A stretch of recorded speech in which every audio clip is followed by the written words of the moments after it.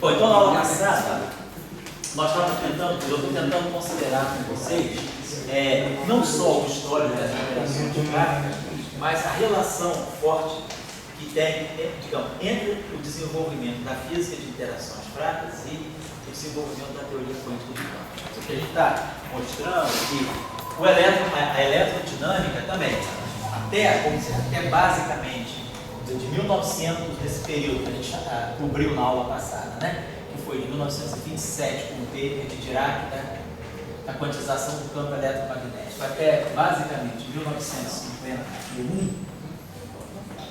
O que nós temos basicamente aqui é a eletrodinâmica, toda a questão que levou à formulação da eletrodinâmica quântica, desde os primórdios da década de 20 até o paper, até os trabalhos do Schwinger, Tomonaga e Feynman no início da década de 50. Então, a gente levou ao desenvolvimento da teoria da QED em paralelo com o crescimento das teorias quânticas de campo.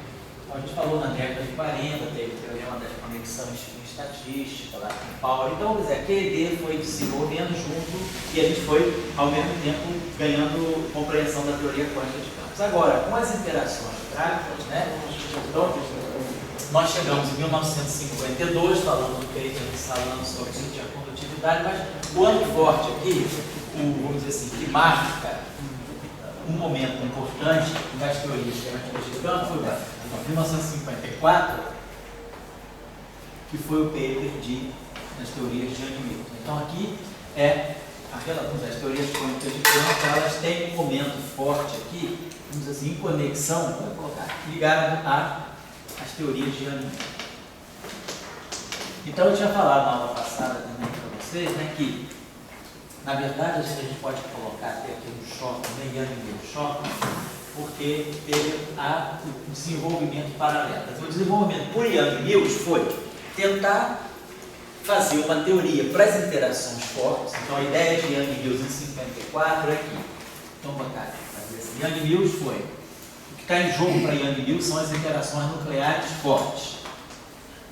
E eles fazem uma teoria de interação forte, imaginando que a simetria seja SO2, porque eles estão interessados até aquele momento ali, era o que estava em jogo, era a física dos prótons e dos nêutrons.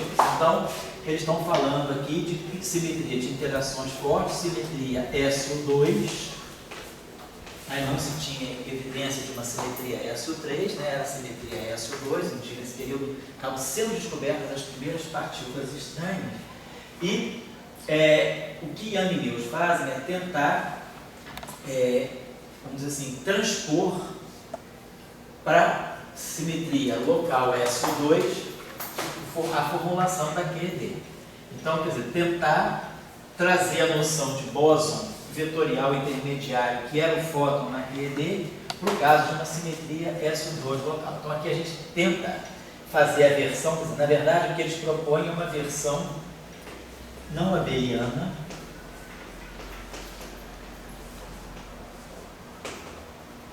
para os fótons, né?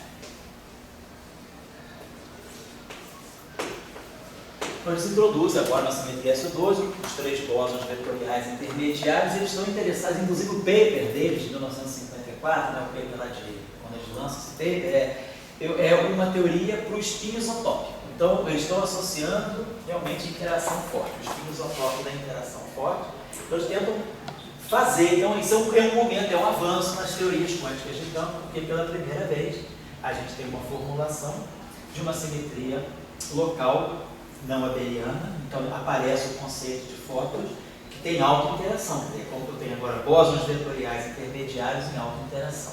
Por outro lado, desse mesmo período, né, 53, 54, o Shaw desenvolve lá com o Salan, ele foi o primeiro estudante de doutorado do Salan. O Shaw vai responder a uma outra questão ligada à interação dos fótons. Na eletrodinâmica quântica, os fótons não auto-interagem. Então, os fótons interagem com os campos de matéria. O fóton é neutro, não tem carga elétrica, não auto-interage. Então, na visão, quer dizer, a pergunta que se colocou, uma das perguntas que foram colocadas, né? Uma das perguntas que foi colocada para a tese de doutorado do Shaw é: se seria possível construir, como se poderia construir, né, uma teoria, um modelo, né, construção de um modelo para spin em alta interação. Então, do jeito que o Salam colocou a pergunta do Shaw, era uma questão mais fundamental. Quer dizer, a pergunta é: será que é possível, agora que nós estamos compreendendo um problema sério das teorias quânticas de campo, que é o problema da renormalização, que foi o que Schwinger, Tomonaga e Feynman fizeram nos trabalhos de 49 a 51, será que agora a gente consegue construir uma teoria quântica de campos consistente para spin 1 em alta interação? Não está dizendo que é o foco, mas spin 1 em alta interação. O Yang e Mills, eles foram na direção direta já de trabalhar a questão diretamente com as interações fortes. Salam e Shaw deixaram a questão mais aberta, em geral. O que eu quero saber é se eu posso construir uma teoria quântica de campos consistente colocando spin 1 em alta interação. Por que eles estavam perguntando isso? Porque tudo tem uma razão de ser. O Salam, na tese de doutorado dele, que ele terminou em 51, na verdade, o que o Salam estudou, como eu falei com vocês, tinham sido descobertos experimentalmente os mesons primais e pimentos, né? E o Kawa tinha previsto os mesons primais e pimentos na década de 30, né? 36, né? 35, na verdade, e aí os mesons pi foram descobertos, né? Em emulsões, né? Em placas, né? De observação em 48 foram produzidos em laboratório em 49. Então, nós agora conhecemos objetos escalares carregados. Então, se esses objetos agora são escalares carregados, a pergunta que foi colocada na tese de doutorado do Salam era: como é que fica uma eletrodinâmica para esses objetos escalares? E o que o Salam encontra na tese dele? Ele encontra que a eletrodinâmica de objetos escalares, ela comporta não só a interação dos escalares carregados com o fóton, mas tem um fato novo, né? Quer dizer, vamos dizer assim, um aspecto completamente novo é que a interação, né, vamos colocar assim, interação eletromagnética, que mais, que menos, o fóton é naturalmente acompanhada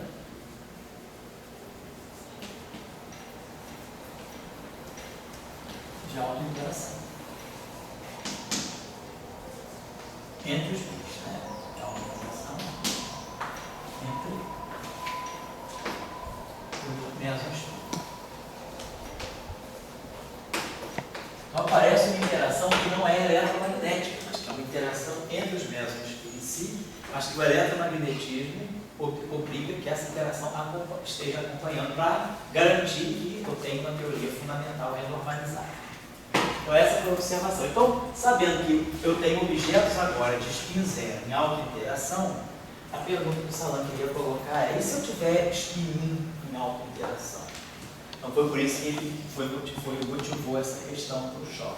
Que paralelamente, Yang e Mills chegaram à alta interação entre objetos de spin 1 ao fazerem uma teoria de Gauge não abeliana. Então o fato do S2, né, ser um grupo não abeliano, gera alta interação entre os bósons vetoriais intermediários e, paralelamente, o Salam fazia essa pergunta direta, independentemente de ser interação forte ou não. E aí o que o Salam e o Shaw mostram é que se a gente constrói, isso está em cursos nossos aí, se a gente constrói uma teoria de campo para spin 1 em alta interação, isso aqui automaticamente te leva a Yang e Mills.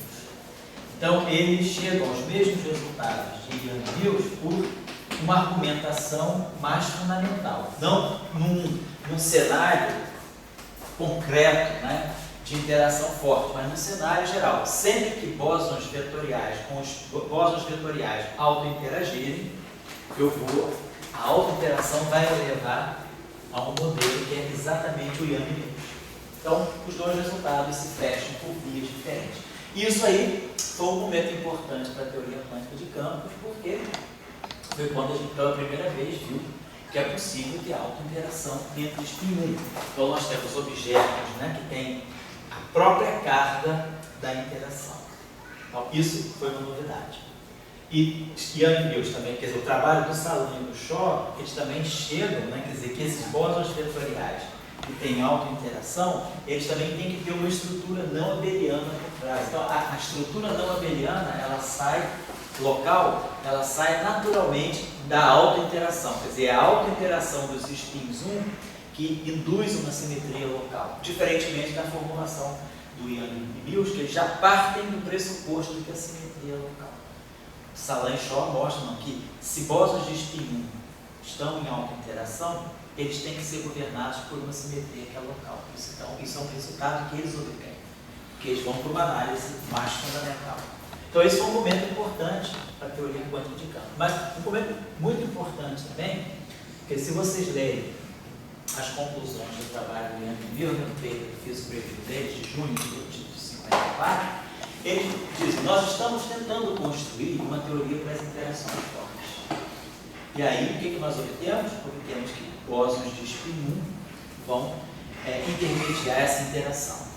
Isso estava em confronto com a teoria de Yukawa, que vinha de 36. Quando Yukawa propôs, lá em 35, Yukawa propõe em 1935 que a interação entre prótons e nêutrons ela é mediada pelos mesons π, que tem spin zero. Então, segundo Yukawa, a teoria das interações fortes, que faz a ligação entre prótons e nêutrons dos núcleos atômicos, é uma teoria para bósons escalares intermediários, não para bósons vetoriais. Young e Mills e os mesons π têm uma massa. A massa deles, né, é na faixa de 140 metros. E essa massa aqui, se a gente observar bem essa relação, né, H cortado C é aproximadamente 200 metros vezes T. Então, ou seja, 200 metros é algo equivalente, né, a 1 Fermi menos 1, a 1 sobre 1 Fermi. Nessa relação que H cortado C é igual a 1, então 200 metros, né, na faixa de 1 Fermi menos 1. Ou seja, 140 metros, se eu diminuo isso aqui, eu aumento um pouquinho esse numerador. Então, quer dizer, um pouquinho, alguma coisa um pouquinho a mais de 1 Fermi, que é a escala nuclear. Então, 140 metros me dá uma distância que pode ser um ponto, eu passei aqui, aqui eu tenho um fator 200 para 150, né? Quer dizer, significa que eu estou multiplicando por 150 sobre 200 aqui, eu vou então dividir aqui por 200 sobre 100. Então vai dar aproximadamente alguma coisa que vai ser na faixa de 1,2 Fermi, que é a escala nuclear.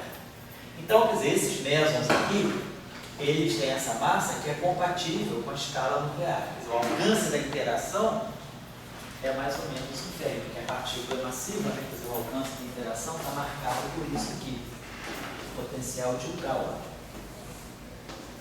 O alcance da interação é 1 sobre n. Então, 1 sobre 200 metros é justamente aproximadamente 1 Fermi, que é a dimensão nuclear. Qual era o problema que Young e Mills observam? Eles nem ficam tão preocupados de estarem obtendo bóson vetorial ao invés de bóson escalar. Então, ao fazer a simetria ficar local, eles ganham um bóson vetorial, não um bóson escalar. Mas a preocupação deles é que, na teoria de Young e Mills, na formulação de Young e Mills, o bóson vetorial que aparece tem massa rigorosamente zero, igualzinho a eletrodinâmica. Então, a interação ela é do tipo coulombiano, ela é do tipo 1 sobre R, ela não é do tipo Yukawa. Ou seja, é uma interação de longo alcance, é uma interação que não é compatível com o domínio nuclear. Então, isso está dizendo que, se a gente vai fazer interação entre prótons e nêutrons mediadas, né, agora por bósons vetoriais com a simetria SO2 não abeliana, o fato da massa ser zero me gera uma interação de longo alcance. Então, essa interação de longo alcance não é compatível com a física de interações fortes, porque a física de interações fortes ela está praticamente confinada a uma região que tem que ser da ordem do núcleo atômico, diferentemente da interação eletromagnética, que é de longo alcance, tem o elétron, o fóton, né, o elétron, o átomo de hidrogênio, a interação o raio do átomo de hidrogênio é 10 a menos 10, 5 ordens de grandeza, 10 a 5 vezes peso maior na escala nuclear. Então é razoável que a interação eletromagnética seja realmente compatível com um fóton de massa zero. Então, o alcance da interação é grande. Quer dizer, o elétron está aqui, o núcleo está aqui, são 10 a 5 ordens de grandeza em relação ao raio nuclear, e o elétron sente a interação eletromagnética. Então, por uma ordem de grandeza, por 5 ordens de grandeza a mais do que a escala nuclear. Já a escala, quer dizer, a interação forte já tinha que ser restrita ao interior do núcleo atômico, mas com massa zero não dá. Então seria o que isso diria que a interação forte ela se espalharia muito além do núcleo atômico, o que ia ser um problema, um choque para poder entender a formação do átomo. Então a gente tem um problema fenomenológico muito sério, que é a não possibilidade de ter massa no bloco de Q. Tanto ele quanto o Salão, as duas formulações da teoria de Young-Mills, elas dão bósons vetoriais intermediários de massa zero. Então surge aqui o problema do alcance da interação.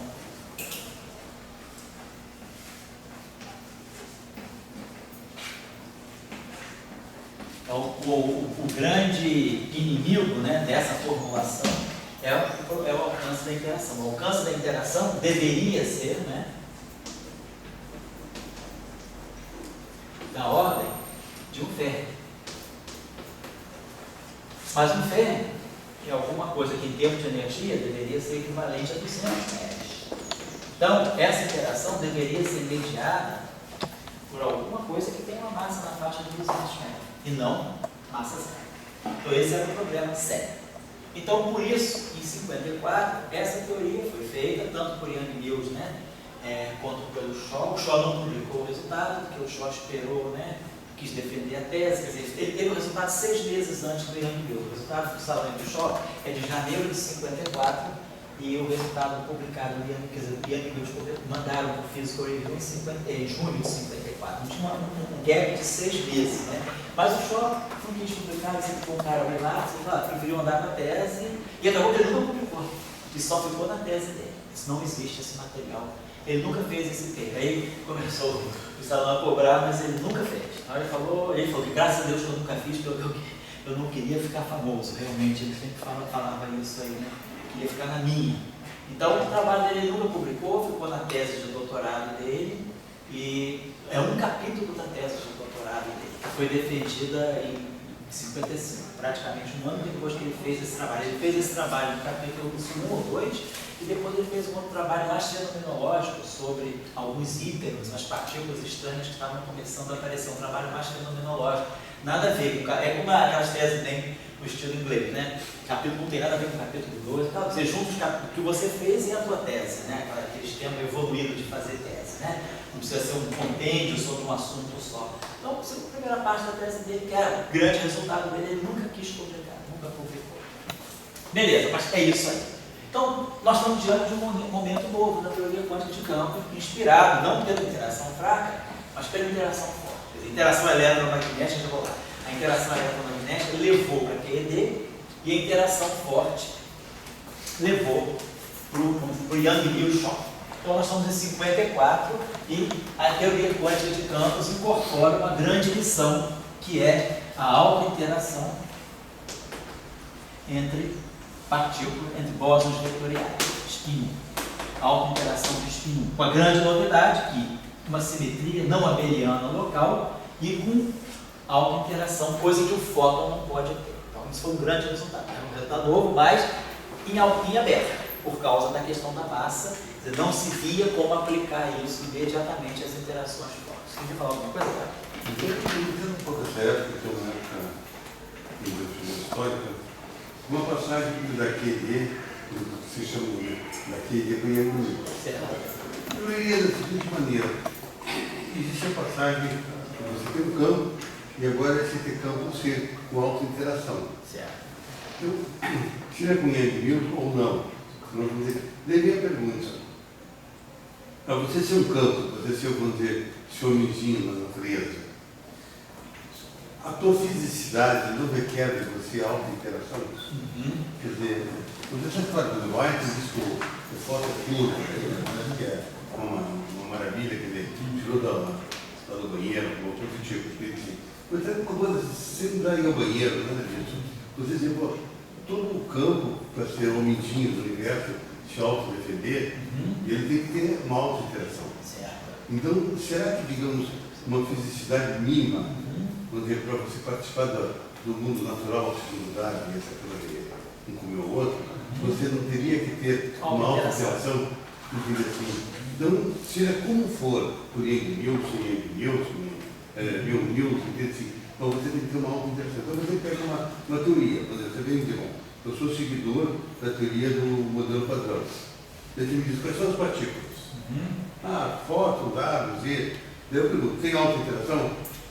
Assim, seria primeiro, então, se você tivesse qual for a partícula que você tiver, a pergunta se tem auto-interação. Então, o que eu entendo é, digamos, essa pergunta ficou depois um pouco, talvez nessa época fosse mais. Hoje ela é muito assim, Young Mills é uma história, uma história sobre a auto-interação.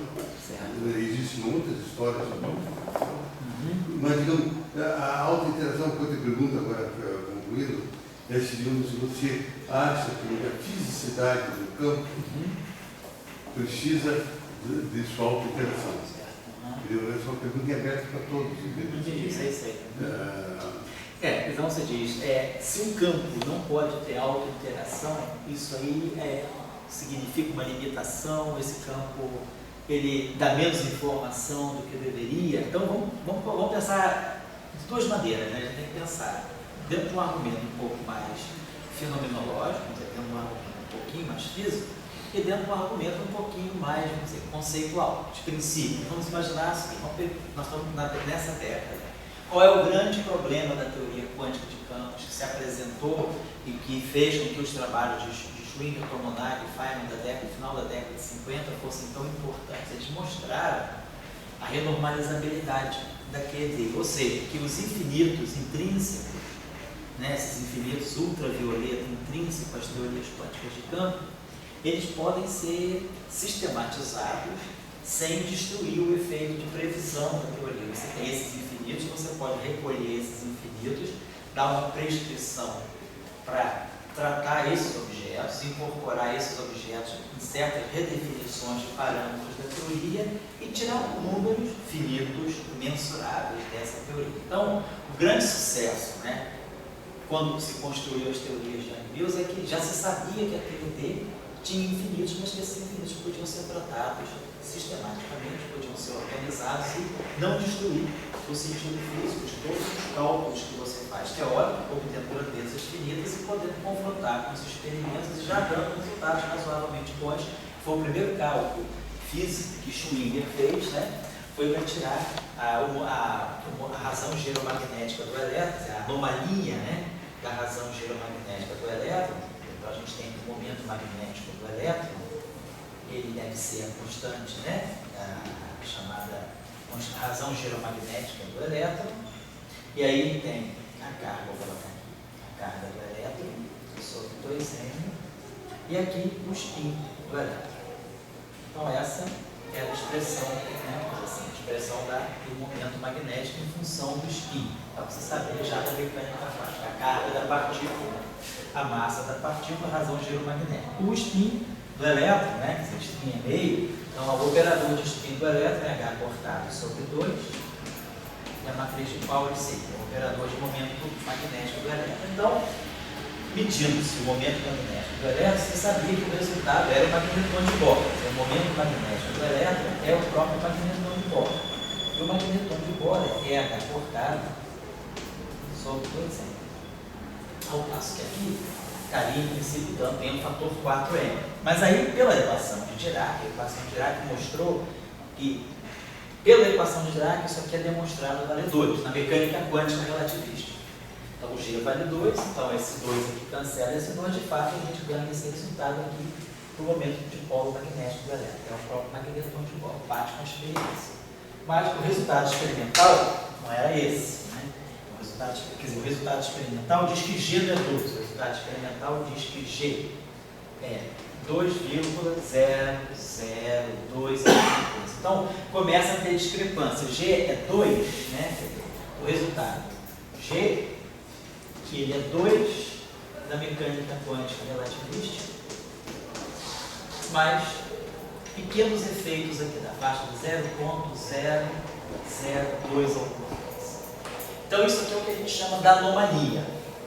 Anomalia da razão giromagnética. É a discrepância do valor 2. É o tantinho que é maior do que 2. Então, para isso se criou uma grandeza chamada anomalia da razão giromagnética. Porque esse valor aqui é G menos 2 sobre 2. É a diferença percentual. G menos 2 sobre 2. E G menos 2 sobre 2, não, pela mecânica quântica relativista, isso aqui é zero, porque G é exatamente igual a 2 na mecânica quântica de Dirac. Na teoria quântica de campos, Schwinger calculou, então Schwinger achou que esse objeto aqui, ele é 0, opa, ele é, na verdade, é 2, né? Quer dizer, G é 2, G menos 2 sobre 2. Então o Schwinger achou que é botar aqui. Vamos botar aqui o G, G, por essa expressão aqui é 2 vezes A mais 2. Então esse cara aqui é o valor na mecânica quântica relativista, e esse valorzinho aqui é o valor que vem de a discrepância em relação ao 2. Então o primeiro cálculo que Schwinger fez, que a primeira pessoa a calcular essa discrepância foi o Schwinger. Schwinger calculou isso agora não usando mais mecânica quântica, mas um passo além dela. Aqui é dele. E ele obtém que esse resultado aqui, esse AE aqui, ele vale alfa sobre 2π. Então o que o Schwinger calculou foi isso aqui. Isso aqui é alfa, é 1 mais alfa sobre 2π. Vou botar aqui G menos 2 sobre 2 é igual a... Como você calculou isso aqui? Deixa eu botar assim, G igual a 2 mais alfa, que é a constante estrutura fina, 1 sobre 137 sobre 2π. Então, esse valor aqui que o Schwinger calculou, teoricamente, bate muito próximo do resultado experimental na época, que tinha pouca precisão. Na época, as medidas eletromagnéticas não tinham 10, 12 casas decimais, eram 3, 4 casas decimais. E o resultado de Schwinger bate muito grande. Então, Schwinger mostrou que esse resultado, quer dizer, a teoria, a QED, apesar de ser uma teoria infinita, eu consigo tirar um número preciso para a razão geomagnética do elétron, incluindo esse efeito aqui, que é um efeito puro de teoria quântica de campos. Então, isso aí deu assim, deu uma certificação de que se estava na direção correta. Mesmo que a teoria tenha infinitos, esses infinitos podem ser sistematicamente tratados, eu consigo tirar números finitos, né, calculáveis e mensuráveis dessa teoria. Então, esse era o ponto de vista. Então, vamos dizer, do ponto de vista conceitual, indo na direção da tua pergunta, se tem auto-interação ou não, a questão importante é, eu estou diante de uma teoria, quer dizer, de uma formulação para a física de partículas, né? Um approach, uma abordagem para a física de partículas, que é a teoria quântica de campos e que parece ser promissora nessa direção. Quais são os princípios? Então, o que é importante numa teoria quântica de campos nesse momento se estabelecer? Que ela seja renormalizada, que ela possa ter infinitos no ultravioleta, mas que eu consiga tratar esses infinitos da mesma forma que eu trato na QED. Eu tenho infinitos, mas eu sistematicamente tenho um procedimento para removê-los, não é aleatório o processo, é um processo sistemático, e eu isolo esses infinitos e tiro os números finitos que me interessam e confronto com a experiência da certa. Então, a renormalizabilidade passou a ser um critério importante para uma boa teoria quântica de campos. Então, a busca era, vamos tentar construir qualquer teoria para a física de partículas que tenha esse argumento da renormalizabilidade. Porque qualquer teoria quântica de campo vai ter infinito, é intrínseco. Quando o campo fica, quando eu vejo o nosso curso do sábado, né? No momento que você eleva um campo, a categoria de campo quântico, você já detona tudo com infinito. E aí a pergunta, o que eu faço com esses infinitos? Eu consigo organizá-los? Se eu conseguir organizar a teoria renormalizada, tudo bem. Se eu não conseguir organizar a teoria não renormalizada, vai ser sempre uma teoria limitada. Eu não vou poder ir a ordens mais altas na série perturbativa, ou seja, eu não consigo fazer cálculos de alta precisão na teoria. Então, esse é um argumento importante. Esse é o ponto. Do ponto de vista, estou falando do ponto de vista da consistência mais formal, eu estou abordando a questão fenomenologicamente não. Então, você fala, que campos eu tenho à minha disposição até hoje? Nós estamos em 1954. Nós temos o campo escalar, Salan estudou com os mesons π. Então, nós temos os campos escalares, descrevem partículas de spin zero.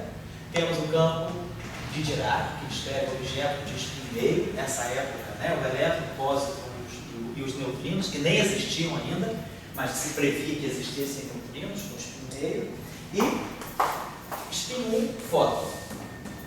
E aí agora, os bósons das teorias de Ampere, que também não tinham sido detectados ainda, mas eles tinham só os fótons. Então essas eram os três protótipos de campos quânticos que se tinha conseguido quantizar. Ainda não se tinha falado da quantização, não se tinha quantização da gravitação. Se fala dos spin 2, né?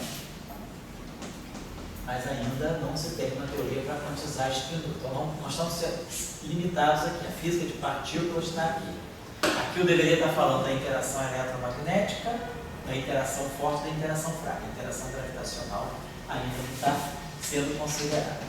E aí nós sabemos que esse objeto aqui pode ter alta interação. E aí mantém a renormalizabilidade. Esse objeto aqui tem alta interação e mantém a renormalizabilidade. Mas campo de spin meio, como o elétron, por exemplo, o elétron, se a gente formular uma teoria de campos com alta interação no elétron, eu vou ter problemas com a renormalizabilidade. Eu não consigo formar uma teoria renormalizável com campos de spin meio em alta interação. Por que será que esse problema acontece com o spin meio e não acontece com os bósons, né? A diferença, qual é a grande diferença a esse ponto entre bósons e férmions? É que os bósons são descritos, né? A propagação dos bósons está ligada a fenômenos que são de segunda ordem nas derivadas, né? O campo de Coriolis, quer dizer, a relação, né, entre energia e momento. Quando a gente olha, quer dizer, o que é fundamental é essa relação aqui, a relação relativística entre energia e momento.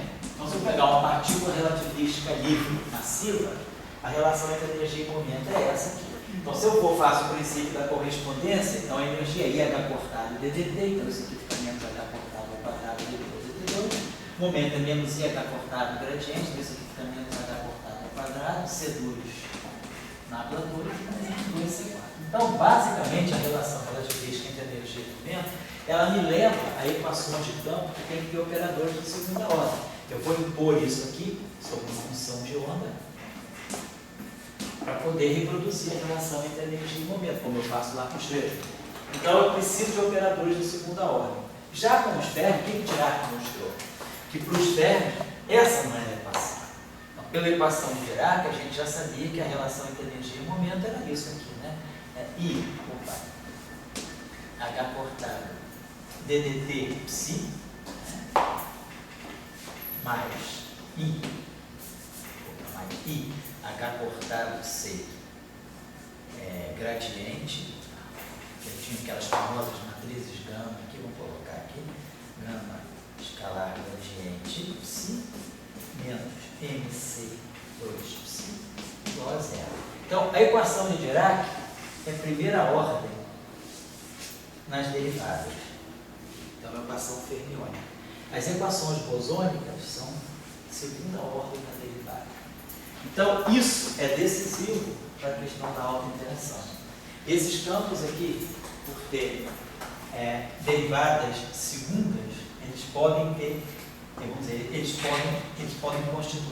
podem ter alta interação, perdão. Ao passo que esse campo aqui, por ter muito pouca derivada, ele acaba não podendo ter alta interação. Então, o setor fermiônico, vamos colocar, ele não pode ter alta interação. Então, eu estou dizendo o seguinte: quais são as partículas mais fundamentais que a gente conhece? São as partículas fermiônicas. O elétron é um objeto fundamental. Então, a gente já começa a perceber que você pode falar de um campo legítimo, né, sem ter alta interação. Então, a alta interação ela não é tão decisiva assim para você dar um caráter especial ao campo. O campo ele pode ser muito fundamental, como é o caso do campo fermiônico, que aliás é o campo mais fundamental que a gente tem, porque a partir dos férmions eu posso gerar os bósons. Eu posso pegar a teoria de Dirac, eu posso pegar o psi barrado, psi, isso aqui é um escalar. Se eu pegar psi barrado, gama, psi, eu tenho aqui um vetor, um objeto vetorial. Então, eu posso, a partir de dois bósons, né, de dois férmions, perdão, formar um bóson. Eu posso aqui, a partir de dois férmions, formar um bóson. Basicamente, o que está acontecendo aqui é o seguinte, o termo que é massa, né, é o campo ao quadrado. A equação de Clapeyron está aqui, ó, M2Φ2, né? Então, na ação, o termo de massa é M2Φ2. Então, esse termo aqui, que é um termo de massa para o campo bosônico, se ele for escrito em termo de Fermi, ele acaba sendo alguma coisa psi barrado, psi ao quadrado, ele acaba sendo quarto no Fermi. Então, se a autointeração desses caras aqui é Φ4, isso aqui seria alguma coisa de campo à oitava potência. Então é isso que separa muito o mundo dos fermions do mundo dos bósons. É aquilo que dá a propagação. O fato da propagação fermiônica. A equação fundamental fermiônica ser primeira ordem nas derivadas espaço-temporais e as equações bosônicas serem derivadas de segunda ordem, é que separa. Por isso os fermions não podem ter autointeração e os bósons podem ter autointeração. Então, vamos colocar desse modo. Então, a autointeração não é decisiva para você dizer que esse é um campo melhor. Você quer falar alguma coisa, Gabriel? O Gabriel vai falar. Isso aí que você está falando, estou fazendo uma coisa aqui. O Clapeyron tenta achar essa equação, 2, e aí, de fato, uma informação que precisa de muita informação para poder definir bem o campo. Isso. Mas, em compensação, você vai ter campos mais simples, um campo escalar, por exemplo. Ou, enfim, enquanto que o Dirac, ele falou, não, eu quero uma coisa de primeiro grau, de primeira ordem, mas para ser isso, eu tenho que ter um campo, no caso 4, né, de espinho. Isso, aumenta o número de componentes. Exatamente. Tem alguma coisa a ver essa questão da interação, com o fato de você ter um campo mais... com mais componentes ou com menos componentes? De uma parece certa maneira tem. Porque se o que você quer para o elétron, o que você, na verdade, você tem que pensar o seguinte, o que você quer descrever para o elétron? Você quer descrever, esquece campo, vamos falar de partícula. O elétron para você é uma partícula de spin meio. Então você pode ter o elétron, né, tem spin meio. Então você pode ter o elétron com 2 graus de liberdade de spin. Se o elétron estiver se movendo numa certa direção, vamos chamar a direção de movimento do elétron, identificada pelo versor do momento, P-chapéu. O elétron está se movendo nessa direção. Ele pode estar com o spin alinhado com a direção do movimento, ou pode estar com o spin anti-alinhado com a direção do movimento. Então, o elétron, partícula de carga negativa, ele tem 2 graus de liberdade. Ele pode caminhar com o spin alinhado com a direção do movimento, ou ele pode caminhar com o spin anti-alinhado com a direção do movimento. Mas nós sabemos que o elétron também, né, dada da mecânica quântica relativista de Dirac, nós já sabemos que o elétron pode aparecer em 2 estados de carga, a carga negativa e a carga positiva. O que Dirac mostrou é que a mesma equação descreve a partícula e a antipartícula. Então a antipartícula também, o pósitron também. O pósitron pode estar caminhando numa direção com um spin alinhado ou com um spin anti-alinhado.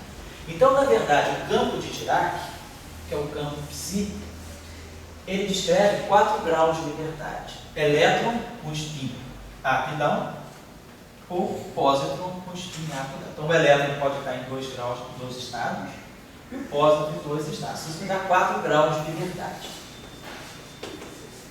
O elétron, o campo do elétron. Então, eu tenho que descrever um campo que vai me descrever 4 graus de liberdade físicos. 4 graus de liberdade física significa quantas coordenadas? Nós sabemos que um momento, uma coordenada de posição e um momento identificam um grau de liberdade física. Então, cada grau de liberdade ele deve ser escrito por um par de coordenadas generalizada, né, da mecânica clássica, mecânica analítica, a informação analítica da mecânica nos ensina isso. Então, se eu tenho 4 graus de liberdade, eu deveria ter 8 componentes reais. 8 parâmetros reais. Cada grau de liberdade carrega uma coordenada de posição e uma coordenada de momento. Então, como eu tenho 4 graus de liberdade, cada um vai carregar 2, eu deveria ter, no meu campo do elétron, ele deve conter 8 parâmetros reais para poder me descrever esses 4 graus de liberdade física. Ou seja, isso é o mais fundamental que a gente tem.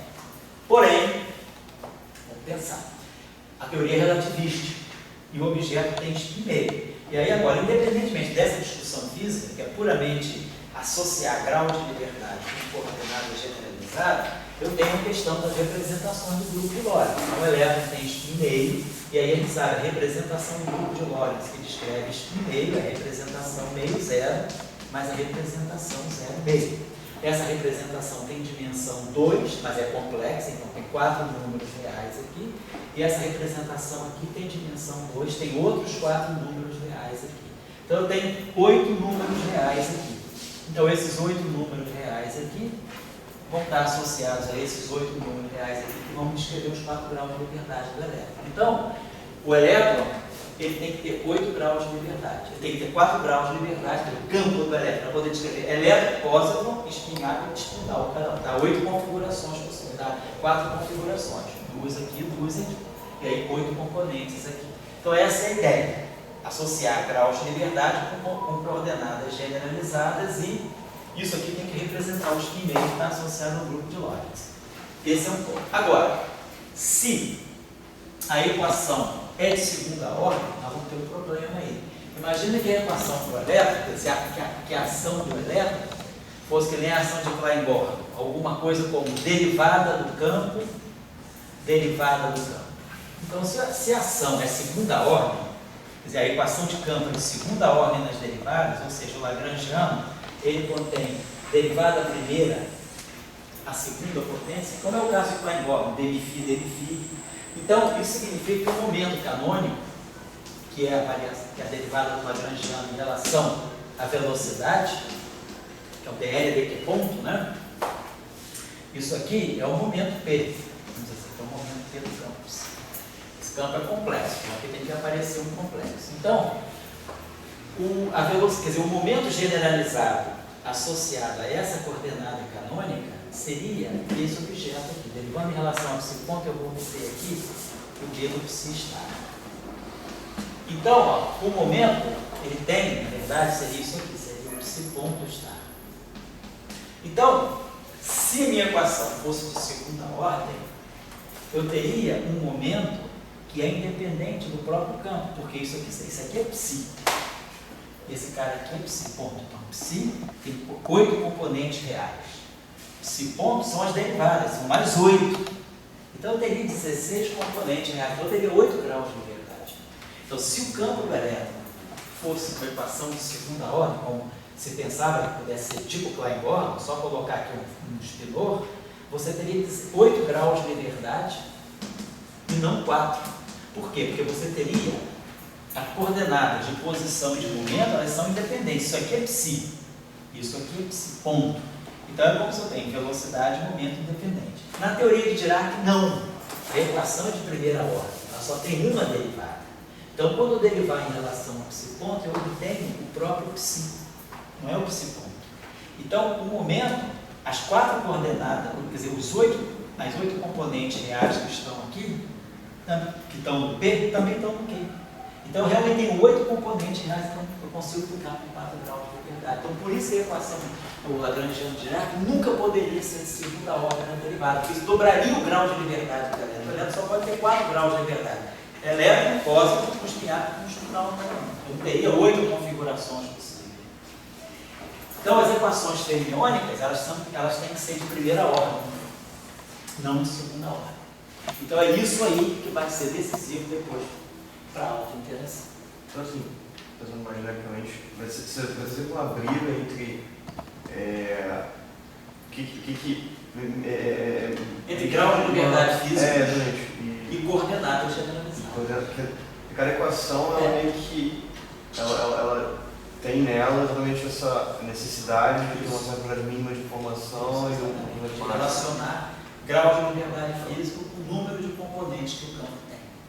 Tá? Então, eu diria, não tem como, numa teoria relativista renormalizada, você ter campo fermiônico em alta interação. Então, o campo fermiônico ele sempre vai precisar de alguém para fazer a mediação da interação. Ele nunca vai poder interagir com ele mesmo. Ao passo que o par. Ao passo que o campo bosônico ele pode ter alta interação. Como é que você, por exemplo, olhando aquela equação ali, você pode falar, vai ter alta interação. E depois eu quero dizer sobre o que experimentalmente falando significa alta interação, no caso dos meso? Como é que Não, tá? eu diria. E olhando para a equação, você pode dizer, ah, essa é uma equação que tem alta interação. Isso, nós temos um critério para isso.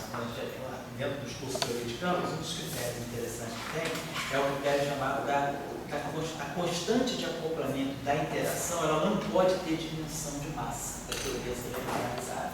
Então, se um campo tem poucas derivadas do lagrangiano, ele tende a ter uma dimensão canônica, uma dimensão alta. O campo tem mais dimensão em massa.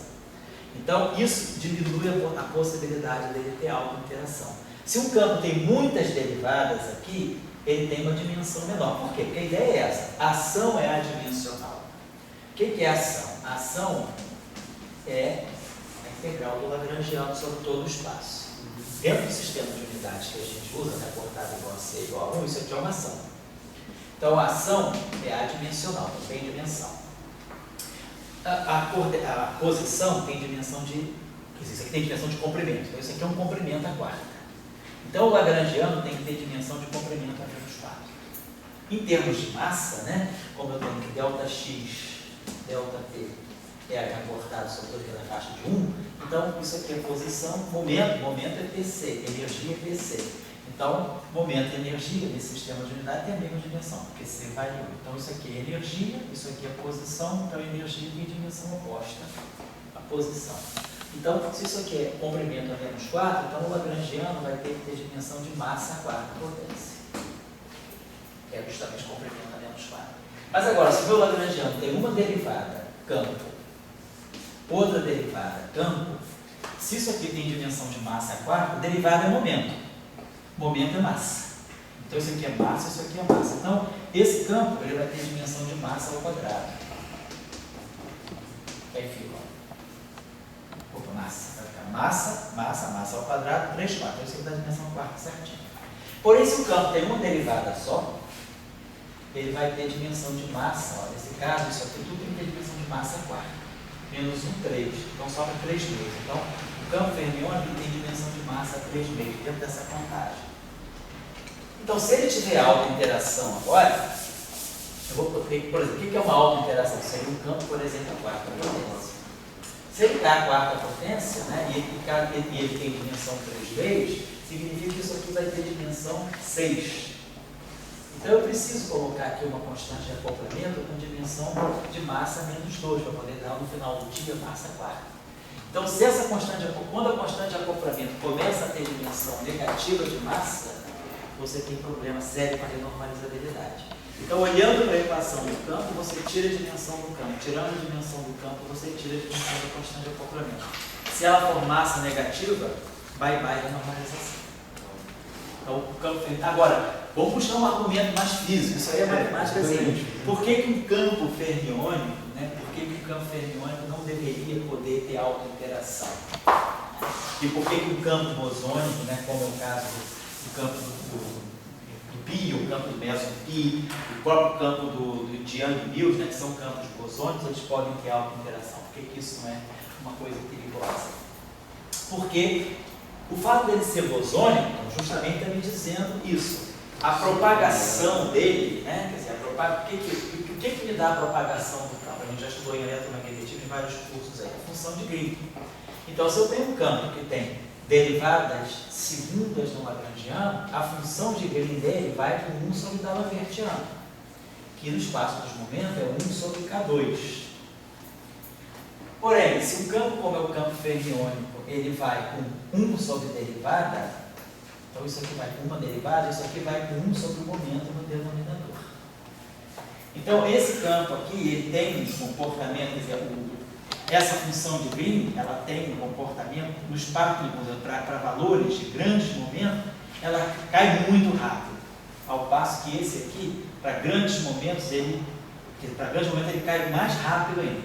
Esse aqui cai com 1 sobre K, e esse aqui cai mais rápido ainda, cai com 1 sobre K. Então, para grandes momentos, essa função de Green, ela é cortada, ela é muito drasticamente cortada. Ao passo que essa aqui, para grandes momentos, ela sobrevive mais do que essa aqui. Então, na região, e a questão ultravioleta, quer dizer, a questão da divergência de uma teoria de campo, é a questão da divergência ultravioleta. Então, se eu estou no espaço de grandes momentos, essa função de green que ela cai muito rápido.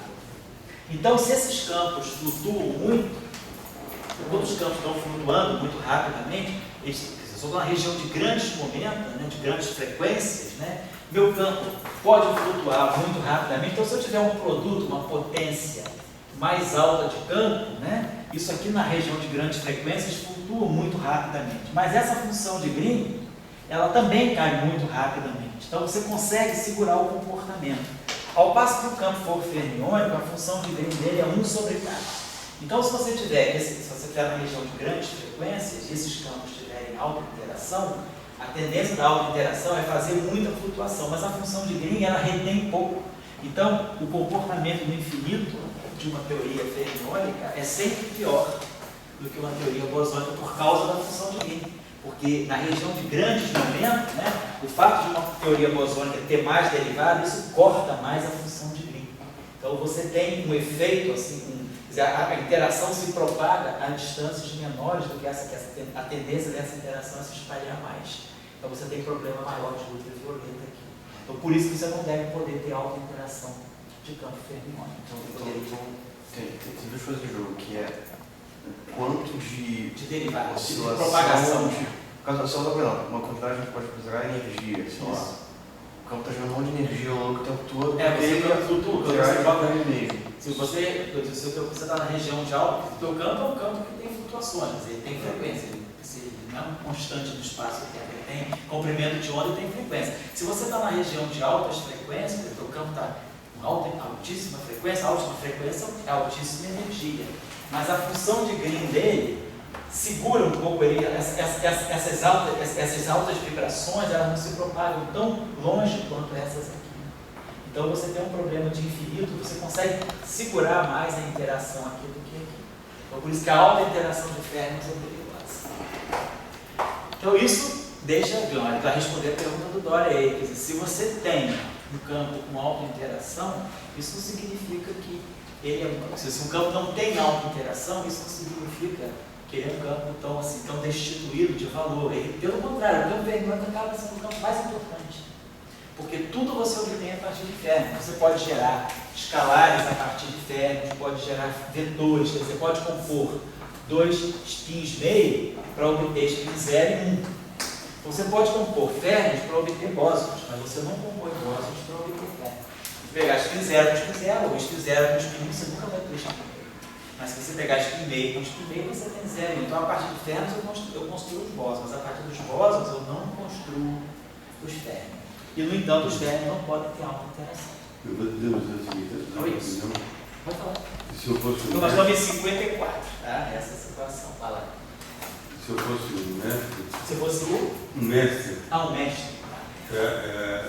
Eu, assim, desde superstring, supersimetria, tudo isso aí, eu diria para as pessoas buscarem ter campo com alta interação. Certo, tá legal. Porque uma prova maneira, né? Porque eu utilizou um exemplo assim claro com o capital. Que é da Marina da Tio. O que a Marina, ela fala de psicologia, superstring, as coisas todas, mas no final da história ela ficou com o grande capital. Por que ela fica com o grande capital? Porque o capital só auto-interage. E a grande história desse capitalismo financeiro é que você cria a riqueza pela auto-interação. Então, quer dizer, uma grande riqueza que o capitalismo tem é essa auto-interação. Você já espera lá, auto-interage, bota a bola mais alto, bota mais baixo, tem assim. Então, eu acho que se eu fosse considerar darwiniano, a seleção natural das espécies, aqueles animais que conseguiram auto-interagir, fazer uma perna, eles se adaptaram. Então, se eu fosse mestre, assim, eu viria na auto-interação o forte. Sim. Você botar lá o Twin, 54, né? Posso viajar também? Já que você está viajando. Sem auto-interagir. Não, vamos viajar.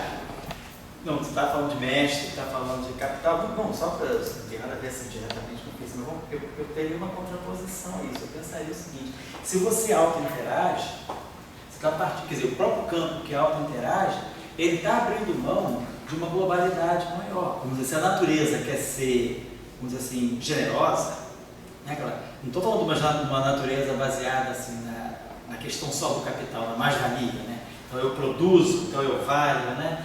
Eu acho que se a natureza quer ser generosa, ela deve pelo contrário. O campo que auto-interage, ele resolve todas as suas coisas. Ele auto-interage, então ele gera o que ele quer para ele mesmo, a partir dele ele gera tudo, ou seja, ele tende a ser um objeto egoísta. Ao passo que o campo hermiônico, ele precisa de outros campos para interagir. Então ele se liga mais ao meio ambiente. Não, uma coisa não é outra, né? Oi? Não, pois é, mas eu acho que no modelo padrão, eu acho que isso é uma coisa mais interessante. Até porque a própria relatividade está por trás disso. Quer dizer, a própria relatividade, ela está te dizendo que por que campo diz que meio não deve poder interagir, auto-interagir? Por quê? Porque a tendência dele é crescer muito o grau de liberdade. Se ele auto-interage, você está proliferando graus de liberdade que fisicamente ele não deve ter. Então eu acho que dentro, vamos dizer assim, do pensamento da teoria de campos, é razoável você, e se você pensar bem, o fato do férmio não auto-interagir, porque se você compõe férmios e você forma bósons, e os bósons podem auto-interagir, você não precisa dos férmios para auto-interagirem, porque se você é a partir dos férmios, se você é a partir de dois férmios, você forma um escalar. E aí tudo bem, o escalar pode auto-interagir, então automaticamente a auto-interação do escalar, ela está puxando uma auto-interação do férmio. O férmio, em princípio, ele não precisa auto-interagir, porque eu não consigo formar, a partir do escalar, por exemplo, eu não consigo formar férmio. Então, o fato desse campo aqui se ligar para formar esses objetos auto-interagirem, no fundo está substituindo a auto-interação desse. Só que a auto-interação deles está camuflada não pela interação desses objetos completamente uns com os outros, mas por esses pares. Esses pares aqui automaticamente estão interagindo. Pô, fala aí. Quem está falando separado? Eu acho que nós já entendi assim. Não entendeu a pergunta? Não, acho que eu não entendi. Sobre o comentário. O termo interação, matematicamente, então seria: eu tenho uma equação diferencial que é linear. Isso. E aí, quando você põe um termo de interação lagrangiana, está usando um termo de não linearidade. Isso, exatamente isso. Porque o que você tem é isso aqui, a auto-interação é isso aqui. Quando você tem uma equação, teoria de campo é isso aqui, teoria de campo relativista, Q2 igual a P2C2 mais M2C4. Isso aqui é a relação entre energia e momento. Se você agora diz que eu quero colocar uma versão quântica disso aqui, vou fazer o princípio da correspondência. Então isso vai ficar derivada segunda. Isso aqui também vai ficar derivada segunda. Isso aqui, vamos tirar os 6, né? Ele já dá cortado. Depois isso aqui. Então essa equação diferencial aqui é D2 por T2 menos Laplaciano menos M2, atuando numa função de onda igual a zero. Então essa equação aqui é linear, porque essa equação aqui sendo linear, ela está na verdade expressando essa relação. Agora, se você tem então essa equação está descrevendo uma partícula livre, é 2 igual a P2C2 mais M2C4. Se você agora coloca aqui um termo de potencial, você vai colocar aqui agora uma energia que é alguma coisa tipo um potencial, então esse potencial agora aqui, ele vai atrapalhar essa relação de dispersão. Então se você colocar um termo lagrangiano, que é, por exemplo, psi3, ele vai entrar aqui como sendo um termo psi ao quadrado. Mas aí não poderia ser que, na verdade, a auto-interação está mascarada dentro da massa? Entendeu? Continua valendo. Não, pois é, mas a massa, a relatividade, a massa tem que ser um parâmetro livre. Que não depende do campo. Então eu acho que é uma questão que a própria relatividade coloca para você. Eu acho que então é natural que você, quer dizer, eu acho que é razoável porque um campo não necessariamente precisa ter auto-interação. Porque ele pode ter a sua auto-interação camuflada através de outros campos. Eu acho que é uma questão que a relatividade coloca para a gente. Quer dizer, o fato de você poder ligar férmios para formar bóson é uma questão da relatividade. O meio dá 0 e 1, então você pode formar um escalar e um vetor. Por quê? Porque eu acho que o que o Dória estava falando que é esquisito é que esse V tem que ser dado a priori, entendeu? E aí é uma coisa esquisita, porque mas você aí achar uma teoria que seja completa em si, né? Você aí tem que saber como é, por exemplo, teoria de campo é isso, você tem que saber como que você vai modelar a natureza que você quer descrever. Você precisa ter uma ideia de um fenômeno, de um sistema, e aí, tendo esse sistema, como é que eu posso organizar os campos para poder descrever esse sistema? E deixa eu ver algumas. Bom, vamos tirando ao longo, né? Então, eu estou querendo colocar isso. Então, nós estamos em 54 e nós chegamos nesse momento importante da teoria quântica de campos, que é a possibilidade de ter auto-interação com objetos distintos. Então, aonde é que está a fenomenologia? O que aconteceu em 55? Então, em 54, o problema era, poxa, construímos uma teoria interessante, mas a gente não tem aonde aplicar. E ficou a dúvida no ar também. Será que as interações fortes, elas têm que necessariamente seguir o padrão da QED? Será que a interação forte ela precisa ser mediada pelo objeto do spin 1? E o Cauchy dizia que não. E o Cauchy dizia que a interação entre prótons e nêutrons ela deve ser mediada pelos mesons-pi, que são objetos escalares. Mas na versão, quer dizer, o desejo de Young Mills, por um lado, o desejo de Salan-Shaw, por outro, era tentar tirar ao máximo informação de uma teoria de spin 1 em auto-interação, coisa que não podia acontecer com o fóton. Quer dizer, naquela época você perguntaria, será que tem alguma física além do fóton? Ou meu conhecimento de spin 1 para o fóton? Essa era a ideia. Então, o problema que você colocou foi o problema do alcance da interação. A interação nuclear tem alcance na ordem de Fermi, raio nuclear. E essas interações têm longo alcance. Então, parece que o spin 1 tem esse problema. Bom, isso foi em 54. 56. Eu não sei se eu posso perguntar agora. Pode. Certo, nós estamos em 54, perguntando se P1, já você conhecia o fóton? Certo, como você falou, sim. E tal. Certo, porque na época do fenômeno, por que não tem o fóton massivo? Por que não tem o fóton massivo? Mas você perguntou, claro, porque se você tem o alcance da interação, que tem que ser finito, então a pergunta é, se você tem uma partícula massiva, como é no caso de Yukawa, a teoria de Yukawa, a teoria dos mesas, era essa teoria aqui, Laplaciano mais um parâmetro aqui. E a interação, quer dizer, a função de Green, isso aqui a gente já calculou lá no curso eletromagnetismo, é raiz quadrada de Xi vezes R sobre R. Então você sabe, tem um alcance. O alcance da interação está ligado a esse objeto aqui, quer dizer, o alcance da interação é 1 sobre raiz de Xi. Então esse Xi, ele é o alcance da interação a menos 2. Isso aqui está ligado ao alcance da interação. E isso aqui no espaço dos momentos é uma massa. P2 mais M2. Então você já sabe que o alcance da interação está ligado com a massa do bóson intermediário. Então, se Young Mills e Salan-Shaw chegaram à conclusão de que os bósons intermediários têm que ter spin 1, eles deveriam ser spins 1 massivos, porque isso aí daria um alcance finito para a interação nuclear. Porém, colocar massa no spin 1 te traz um problema sério para a simetria. A própria simetria local que está por trás dessa construção, ela não é compatível com o termo de massa. Se a gente coloca um termo de massa desse tipo, nós já discutimos isso no nosso curso de eletromagnetismo, um termo de massa desse tipo, ele quebra a simetria de Kate. Então, você poderia falar de um fóton massivo? Posso falar de um bóson vetorial intermediário massivo? Posso. Só que se eu colocar massa para ele, da maneira usual, que até então você sabia, eu estaria quebrando a simetria de Kate. Então, eu preciso da simetria para construir o bóson vetorial, mas ao mesmo tempo, quando eu coloco a massa para ele, eu destruo a simetria. Então, eu estava com esse problema conceitual. Então, a questão é, o que fazer com a massa, para poder dar massa para esse objeto? Não pode ser uma massa trivial, como se conhecia até então. Não pode ser a massa do E2 igual a P2, C2, não C2, C4. Você tem que ter algum mecanismo dessa massa aparecer. Então, essa era a questão do 54. Quer dizer, vamos colocar de uma outra forma depois da tua pergunta. A grande questão em 54 é como gerar um alcance finito para as interações mediadas por spin, que auto-interagem. Ou, em outras palavras, como gerar um alcance finito significa como produzir, através de uma teoria quântica de campos, objetos de spin massivos, sem destruir a simetria que está por trás.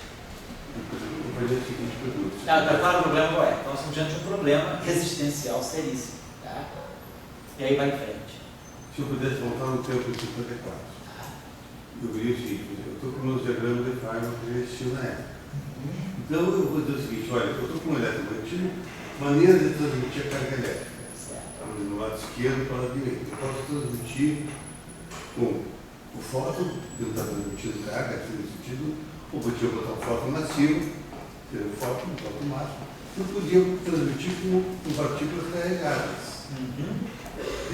Então eu teria 4 maneiras de transmitir carga elétrica.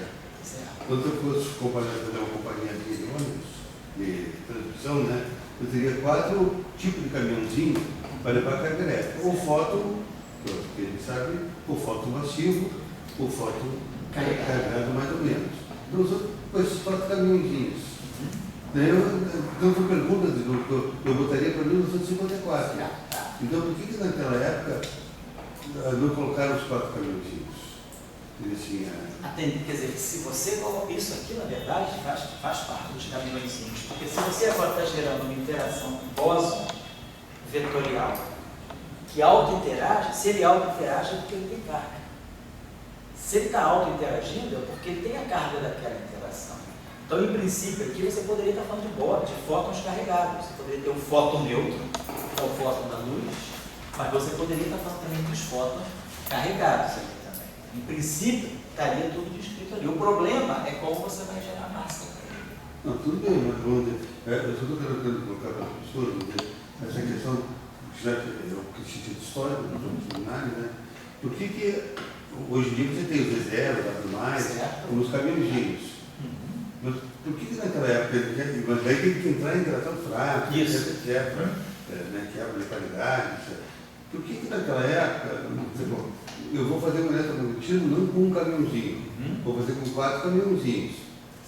Tem problema de botar massa, tudo é outra coisa. Mas eu tenho 4 caminhõezinhos para transmitir a carga elétrica. E não a carga elétrica ser transmitida por um caminhão. Certo, mas aí você tem que pensar o seguinte também. Se você vai transmitir a carga elétrica, você vai transmitir a interação eletromagnética por um objeto que é carregado, as 2 equações de Maxwell não podem ser mais lineares. Então, a gente está acreditando. Eu estou acreditando nos 4 caminhõezinhos. Tá, você pode fazer isso, mas aí você tem. Então, você vai modificar o teu eletromagnetismo. Pode fazer, então, pode fazer um eletromagnetismo com auto-interação. É possível. A questão é, se agora você faz um eletromagnetismo com auto-interação, você perde a renormalizabilidade. Então a gente está querendo construir, a gente está num período em que a gente quer construir uma teoria quântica de campo o mais completa, o mais consistente possível. A auto-interação do fóton, ela gera esse problema. Ela gera um problema de renormalizabilidade. Eu discuto do seguinte aspecto, quer dizer, eu não estou interessado, eu tenho uma outra maneira que eu faço a renormalizar. Tá? Eu sou honesto, eu tenho uma outra maneira. Nessa questão que o mestre quer discutir. O que o mestre quer discutir, se o eletromagnetismo, o serviço do eletromagnetismo deve ser feito só por um caminhãozinho, ou ele tem direito a 4? Tem direito a 4. O que você observa é um só. Ninguém viu nenhum indício de um fóton carregado. Essa dúvida que eu queria deixar aqui na aula. Então, não tem nenhum indício de um fóton carregado. Não significa, o fato de você não ver, não significa que não exista. Você não vê nenhuma partícula supersimétrica, pode ser que elas existam. Você não vê nenhum fóton carregado, pode ser que eles existam. Pode ser que eles não estejam, vamos dizer assim, em abundância na matéria do modelo padrão. Mas pode ser que você tenha algum tipo de fóton carregado distribuído em alguma região do universo. Pode ser muito massivo e você não conseguiu acessar. Não estou dizendo que é impossível. Estou dizendo que nessa época o contexto estava dizendo que eu quero ficar o mais próximo possível do eletromagnetismo de Maxwell, da eletrodinâmica quântica de Schwinger, Tomonaga e Fay. Então, esse é o protótipo que eu estou seguindo. Não significa que essa é a única coisa que tem na natureza. Mas o quanto você está falando, o pessoal que fala com a professora, é que depois eles descobriram o caminho disso. Que foi o Zezé dava mais ou menos. E daí eles tiraram, eles disseram, isso não é eletromagnetismo.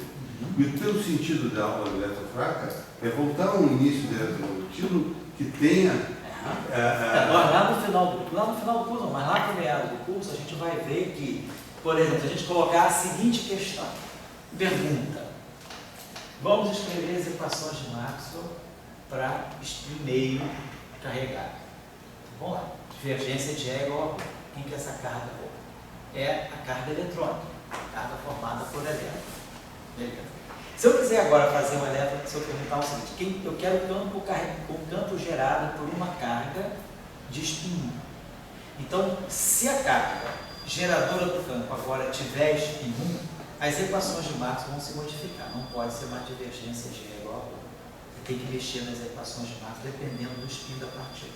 Então a pergunta é, se eu quiser estudar uma eletrodinâmica clássica para objetos de spin 1 carregados, o que eu tenho que fazer? Então, a pergunta é, essa teoria faz sentido? Então, nós vamos entender que ao longo do curso que sempre que se a gente tiver na natureza, e a gente tem na natureza exemplos de objetos de spin 1 carregados, o W mais ou W menos, bósons vetoriais carregados das interações fracas. A interação eletromagnética deles não pode ser entendida dentro de um contexto de Maxwell. Eu preciso estender o eletromagnetismo. Então, a interação eletromagnética de objetos de spin 1 carregado dentro do padrão usual do eletromagnetismo de Marx não concorda. Eu preciso estender o eletromagnetismo de Marx e introduzir uma simetria mais ampla do que um. Tem que ser no mínimo uma simetria SO2. Então, a gente vai chegar lá. Então, claro que depois, isso que você está dizendo, desse caminhozinho, nessa época ninguém viu. Nessa época ninguém viu porque ninguém estava percebendo ainda que havia um problema com a própria eletrodinâmica de spin 1. Quer dizer, o que o Salan tinha estudado no doutorado dele era a interação eletromagnética para objetos carregados de spin 0.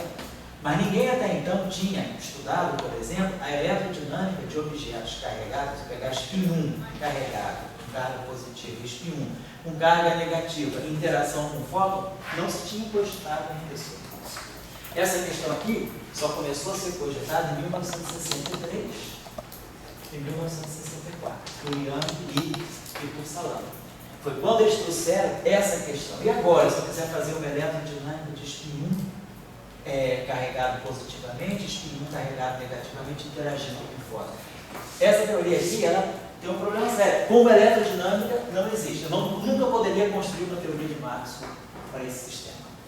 O único jeito é que isso aqui seja parte de um referencial mais amplo, de um cenário mais amplo, baseado na simetria SO2, que é exatamente isso que está aqui. Então, nessa época, o pessoal não estava sabendo, mas eles já estavam focando nessa questão aqui. Então, isso que eu estou falando. Para introduzir, então, essa espécie de fóton carregado, eu tenho agora spin 1 carregado e fóton neutro. Então, eu tenho spin 1 carregado positivamente, spin 1 carregado negativamente e spin 1 neutro. Isso aqui faz sentido, mas eu tenho que pensar numa simetria mais ampla do que simplesmente a simetria de Maxwell. Então, as coisas vão começando a acontecer depois. Quer dizer, eu estou falando de uma época de 1954, as perguntas, a visão ainda era muito limitada. A teoria de campo estava praticamente nascendo, tinha 4 anos de teoria. Né? Então, as perguntas também ainda eram um pouco mais ingênuas do que aquelas que a gente pode fazer hoje, depois de tantos anos de aceleradores, tantos resultados importantes. Então, a teoria de campo estava nascendo nesse momento, e o problema da questão, o problema da vez, ali, a bola da vez, era spin 1 em alta interação e a questão do alcance. Certo? 56 tem um resultado muito importante. Que vai começar as coisas. Eu quero mostrar para vocês justamente que esse contexto não é só, não estou contando a história. Estou tentando mostrar, levantando as questões da época. O que é a coisa mais importante em ciência? É a gente saber o contexto e saber atacar as questões da nossa época. Né? Não adianta aqui eu ficar tentando estudar questões românticas lá da década de 20. Quais são as questões do nosso momento? Quais são as grandes questões da nossa época? Vamos tentar entender sempre os contextos, né? Para a gente saber quais são as grandes questões da época. Eu já estava falando com vocês na aula passada que um bom autor, se a gente quiser entender todas as questões da época nessa nossa área, é ler tudo que o Salan escreveu. O autor que conta a história da física de partículas desde 52 até 86 é o Salan. Não tem um autor que tenha percebido mais tudo que estivesse se fazendo do que ele. Depois dele, veio outras pessoas para a gente seguir. A gente pode buscar outros autores, né? Mas eu diria que de 26 até 63, o ideal era seguir o Dirac. De 52 até 86, a gente pode seguir o Salan. E de 86 para cá, a gente pode seguir alguns autores. Eu diria que o Wilczek é um grande autor para a gente seguir, por exemplo.